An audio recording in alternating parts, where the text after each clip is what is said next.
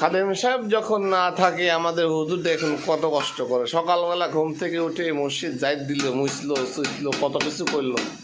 এখন আবার ছাত্রদের জন্য রান্নাবাড়ি করতেছে একা একাই। দেখেন বিচারা কবে দিন মরে যাবি, তারপরও খেদমত ছাড়তেছে না।